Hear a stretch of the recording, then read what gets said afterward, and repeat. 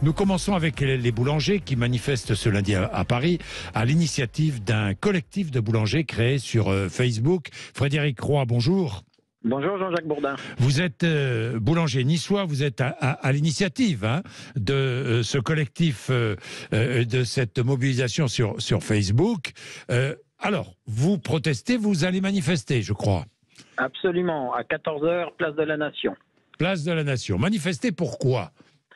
Pour la survie de nos entreprises artisanales, car ce ne sont pas que les artisans boulangers qui sont touchés, mais bien tous les métiers de l'artisanat qui ont des soucis d'augmentation sur l'énergie. On voit des factures multipliées par 3, par 4, par 5, voire par 6. On ne peut pas, je veux dire. Il y a une partie de la facture qui ne pourra pas être payée. Bien, une partie de la facture ne pourra pas être payée. À l'heure actuelle, le bouclier tarifaire qui s'applique pour les particuliers, je le rappelle, sur les prix de l'énergie. Le bouclier tarifaire, c'est un plafond à 15% d'augmentation, pas plus, des factures. Ce bouclier tarifaire est ouvert aux TPE de moins de 10 salariés. Je dis bien de moins de 10 salariés, avec un chiffre d'affaires annuel inférieur à 2 millions d'euros et dont le compteur électrique est d'une puissance inférieure à 36 kWh. C'est cela, hein ? C'est ça, oui, 36 kVA. Oui, kVA, exactement, oui, kVA. Oui. Alors, ça veut dire que ce sont les boulangers de plus de 10 salariés qui sont les plus touchés ? Pas forcément, non. Moi, j'ai que 2 salariés, mon épouse est un apprenti et je suis touché parce que rien que mon four électrique utilise les 36 kVA. Ah, donc, ça veut dire que je suis en tarif jaune. Oui. Et de là, donc, je ne suis pas couvert par le bouclier tarifaire. Et c'est le cas dans beaucoup d'entreprises artisanales. Bien. Donc, dispositif insuffisant, les aides, pour vous. En fait, sur le fond, ce qu'il faudrait, c'est pas des aides. C'est qu'on produit en France une électricité à moins de 50 € le mégawattheure. Quand on voit qu'on veut nous le revendre avec un plafonnement à 280 € lissé sur l'année, c'est juste intolérable. Bien, Frédéric Roy, regardons un peu quelles sont les mesures prises par le gouvernement. Rappelons-les pour que chacun ait une idée. Félix Mathieu, amortisseur d'électricité, guichet, tarif garanti. Il existe un certain nombre d'aides pour les PME face à l'explosion des factures. Oui, les très petites entreprises sont éligibles aux tarifs réglementés du gaz et de l'électricité à 2 conditions. Effectivement, employer moins de 10 salariés et réaliser moins de 2 millions d'euros de chiffre d'affaires par an. 1,5 million de TPE sont assurés ainsi de voir la hausse de leur facture d'énergie plafonnée à 15% cette année en application de ce nouveau bouclier tarifaire. Reste forcément 600 000 TPE non éligibles à ces tarifs réglementés à cause de la puissance de leur compteur d'électricité. Certains boulangers, vous en parliez, des artisans, ces entreprises peuvent bénéficier d'un tarif garanti sur leur facture d'électricité. Tarif fixé à un niveau moyen de 280 € par mégawattheure, mais ce tarif n'est réservé qu'aux entreprises qui auraient renouvelé leur contrat entre le 1er juillet et le 31 décembre, le fameux semestre au cours duquel les cours se sont envolés sur le marché de l'énergie. Pour les petites et moyennes entreprises qui emploient 10 à 249 personnes et qui font moins de 50 millions d'euros de chiffre d'affaires, le gouvernement a lancé un amortisseur électricité. Il bénéficie aux PME facturées entre 180 et 500 € le mégawattheure. 15 à 20% de la facture d'électricité prise en charge par l'État. Selon le gouvernement, cet amortisseur bénéficie également aux très petites entreprises si elles ne sont pas éligibles aux tarifs réglementés. Le gouvernement prévoit aussi un dispositif de guichet qui permet aux entreprises de recevoir jusqu'à 4 millions d'euros d'aide si leur facture a augmenté d'au moins 50% depuis 2021. Enfin, les entreprises de moins de 250 salariés peuvent demander au fisc ou à l'URSSAF de reporter le paiement de leurs impôts ou de leurs cotisations sociales. Bien, il y a beaucoup de dispositifs, Frédéric Roy. Absolument, mais il faut simplifier tout ça. Oui. C'est-à-dire, en les regroupant toutes, je vais vous citer mon exemple. Moi, je paye actuellement 1 000 € par mois d'électricité. Oui. Depuis le 1er janvier, je suis multiplié par 4. Donc, je vais recevoir une facture de 4 000 €. En cumulant toutes ces aides, et à condition que je sois éligible à toutes, cela va représenter un maximum de 40% du montant de l'augmentation. Ce qui fait que de 2 000, je vais passer à 3 000. Voilà. Voilà, 2000. La réalité. Oui. Voilà, au lieu d'être multiplié par 4, je serai multiplié par 3, ce qui est encore énorme, puisque sur ma facture annuelle, je vais devoir rajouter à mes prix de vente 30 000 euros. Oui, je comprends. Alors, inquiétude, non seulement pour les boulangers, mais tous les professionnels de l'artisanat, de la restauration, et les artisans aussi. Et je vais prendre Philippe dans un instant, qui est à Toulouse, en Haute-Garonne. Mais donc, si le gouvernement se décidait à appliquer le plafond 15%, ce bouclier tarifaire appliqué pour les particuliers, ça vous irait? Bien sûr, c'est ce qu'on demande, le bouclier tarifaire pour tous.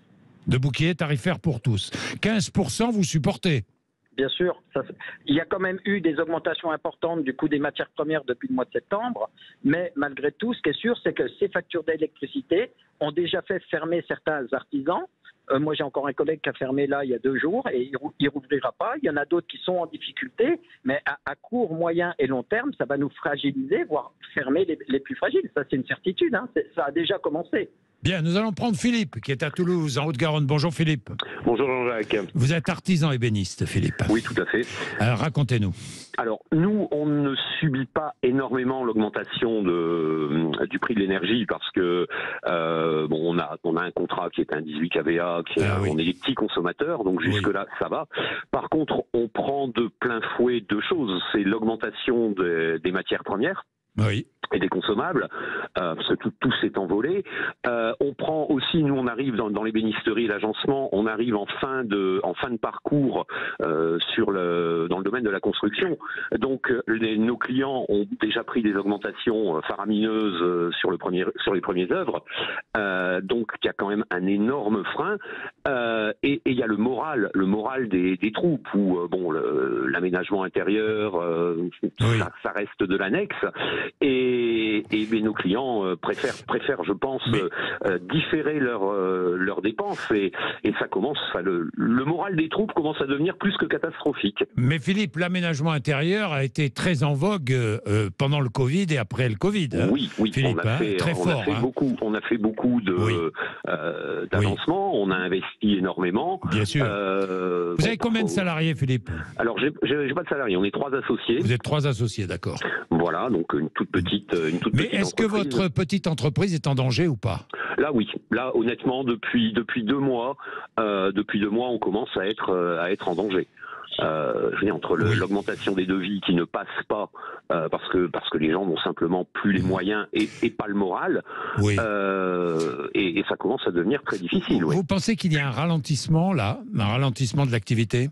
Alors de notre côté, oui, énorme. Et mes fournisseurs. Après 2 années fortes, après 1 année et demie forte, ralentissement de l'activité. Ah, énorme. Oui. C'est intéressant votre témoignage parce qu'il est significatif de la situation. Moi j'aime beaucoup, c'est la raison pour laquelle j'aime cette émission, 0826 300 300, je le rappelle, parce que vous témoignez, vous nous dites ce qui se passe réellement, dans le concret, et c'est ce qui compte. Philippe, merci beaucoup. Je vous remercie. Vraiment, merci. Frédéric Roy, vous avez écouté Philippe. Vous constatez, vous, un ralentissement de votre activité ou pas? On commence de voir des clients qui prennent moins parce qu'on prend souvent en indice de référence la baguette. Oui. Mais nous, ce qui fait vivre une boulangerie-pâtisserie, comme son nom l'indique, c'est le pain, mais c'est aussi le rayon viennoiserie, le rayon pâtisserie, le rayon snacking, tout ce qui est salé et autres. Et on commence de voir des gens qui commencent un peu à faire attention. Oui, effectivement, ça a commencé parce que les gens aussi, à titre personnel, sont touchés par l'inflation. Et c'est ça qui est dangereux. Et c'est pour ça qu'on ne veut pas devoir réinjecter l'entièreté de ces hausses sur nos prix de vente, parce qu'en face, on a de la concurrence, et on a de la concurrence parfois déloyale, parce qu'on voit des terminaux de cuisson ou des boulangeries dites froides qui ne produisent pas et qui, eux, sont protégés par le bouclier tarifaire. C'est ça qui est dangereux. Alors, le président de votre confédération, Confédération nationale de la boulangerie-pâtisserie française, vous êtes affilié, Frédéric Roy? Pas du tout. Ah non, pas du tout. Alors, le président de la Confédération nationale n'appelle pas à manifester aujourd'hui. Il dit, ces collectifs demandent le bouclier tarifaire. Oui, vous l'avez fait, Frédéric Roy. Ce n'est pas possible pour l'instant parce que on est en négociation en ce moment avec le gouvernement. On essaie de trouver des solutions.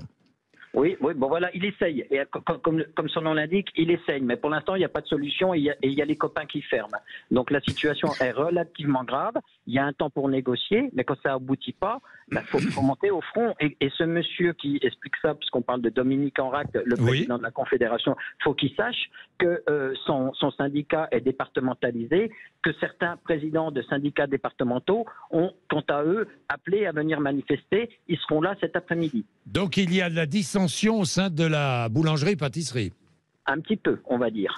Oui. Il y a aussi des présidents départementaux qui ont des machines à calculer et qui ont bien compris que ça allait être compliqué de tout répercuter sur les prix de vente. Et dites-moi, il y a des boulangers aujourd'hui qui n'hésitent plus à reprendre des fours à bois, mais c'est marginal, non, Frédéric Roy? Oui, c'est relativement marginal. Quand vous êtes en ville, moi qui suis à Nice, je ne vais pas empiler mes stères de bois sur la promenade des Anglais.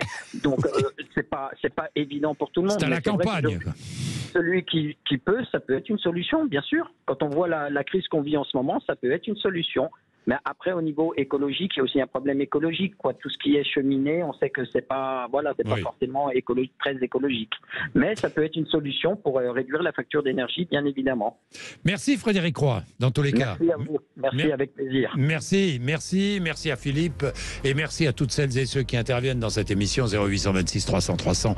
Vous savez, c'est comme ça. Tiens, nous allons parler des 35 heures. Pourquoi? Parce que c'est une idée du MoDem. Vous savez que le gouvernement, avec cette réforme des retraites, le gouvernement empêtré dans cette réforme des retraites, vraiment empêtrée. Le gouvernement présente sa réforme aujourd'hui en Conseil des ministres. Elle est présentée en Conseil des ministres avec autour d'Emmanuel Macron. Mais le gouvernement cherche des possibilités pour essayer de calmer les ardeurs des uns et des autres, et notamment à travers l'Assemblée nationale, le débat qui s'ouvrira début février. Eh bien, le MoDem fait une proposition au gouvernement, le MoDem qui est membre de la majorité. Le MoDem propose une semaine à 35h30. 30 minutes de travail supplémentaire par semaine pour financer la réforme et baisser, surtout, ça c'est très intéressant, l'âge du taux plein fixé à 67 ans pour les personnes ayant eu des carrières hachées et qui sont impactées par la réforme. Évidemment, si vous avez des carrières hachées, vous ne partirez pas à 62, 63, 64 ans, vous partirez à 67 ans avec une retraite pleine, hein. Je parle de retraite pleine. Eh bien, cette idée va être développée dans un instant sur l'antenne de Sud Radio par le député MoDem, l'un des porteurs de cette idée, Erwan Balanant, qui est avec nous dans 2 minutes.